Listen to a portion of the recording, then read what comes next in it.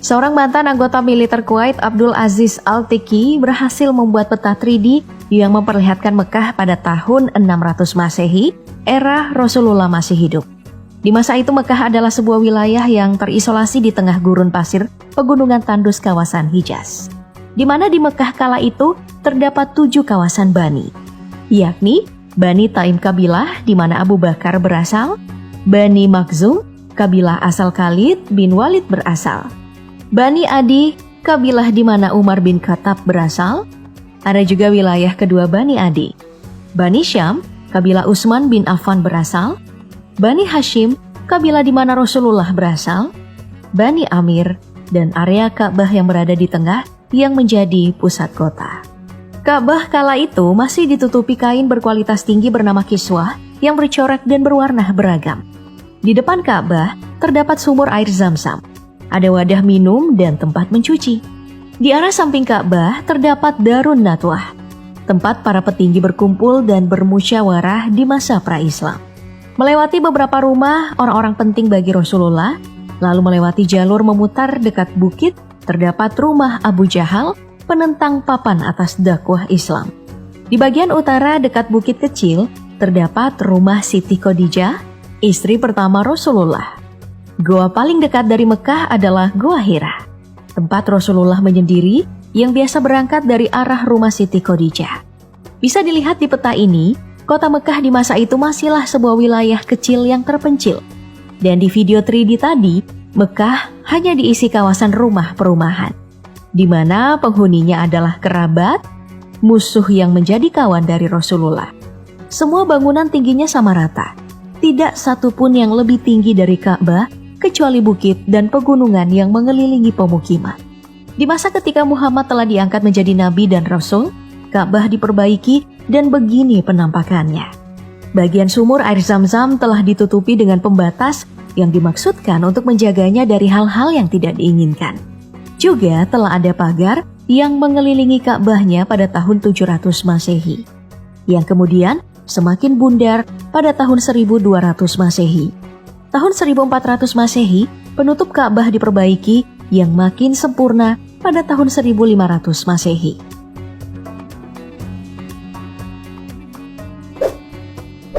Pada abad 18, kompleks Ka'bah ditambahkan pagar yang makin bagus, berbentuk kubah-kubah kecil dengan beberapa menara. Abad ke-19, semuanya makin rapi dan perumahan bertambah di sekelilingnya. Menunaikan haji atau berziarah ke Mekah awalnya adalah perjalanan mengenai hidup dan mati. Panjangnya jalur dengan moda transportasi yang sederhana kadang membuat peziarah kesulitan. Belum lagi ancaman berhadapan dengan suku nomaden setempat. Hingga akhirnya terusan Suez dibuka dan kapal uap dan kereta api eksis pada paruh kedua abad ke-19. Perkembangan teknologi, transportasi, dan banyaknya dibuka jalur perjalanan, pendatang ke kota Mekah makin menjamur, membuat Mekah kian berbenah. Tahun 1910, pemukiman di sekitar Ka'bah makin padat saja. Kedatangan jemaah haji dari luar semenanjung Arab terhitung makin banyak pada tahun 1930, membuat Ka'bah makin ramai oleh orang-orang. Tiap tahun makin bertambah, membuat pemerintah Arab Saudi memutar otak untuk memudahkan para pengunjung dan jamaah. Dana didapatkan dari penerapan pajak untuk peziarah yang sebenarnya telah dipungut sejak tahun 900-an Masehi. Di masa kejayaan Ottoman, Kesultanan raksasa itu turut membangun beberapa pembangunan tempat inap peziarah yang semakin mempersempit lahan gurun pasirnya menjadi rumah-rumah yang berdempetan. Perjalanan peziarah Mekah ini pun meninggalkan jejak perdagangan yang unik. Tawaran jajanan, fasilitas inap, jasa angkutan, dan kebutuhan lainnya terus berinovasi. Dari tenan-tenan sederhana menjadi toko-toko serbaguna.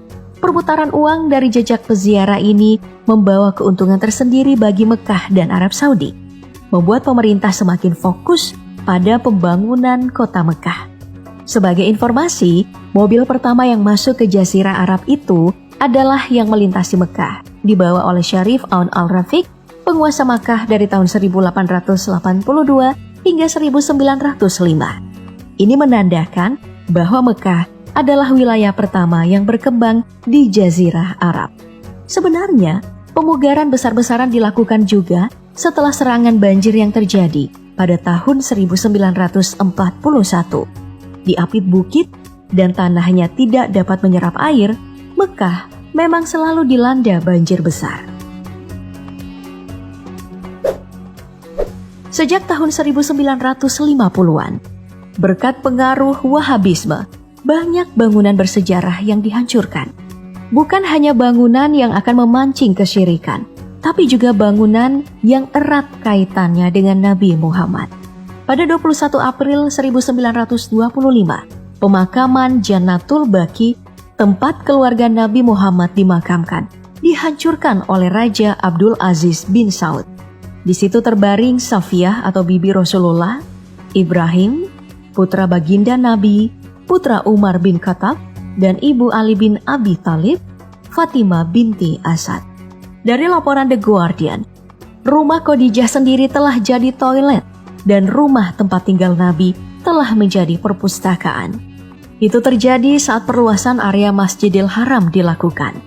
Yang paling memilukan bagi umat muslim adalah rencana penghancuran makam Rasulullah untuk perluasan Masjid Nabawi.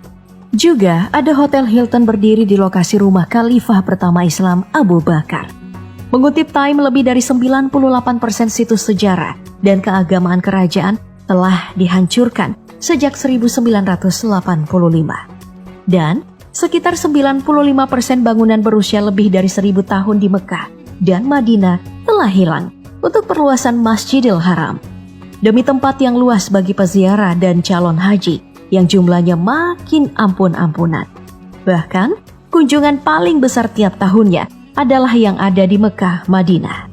Hingga akhirnya di masa sekarang atau di masa modern saat ini, kota Mekah yang awalnya adalah wilayah yang terisolasi di gurun pasir, berubah menjadi kota yang dipenuhi bangunan-bangunan menjulang tinggi.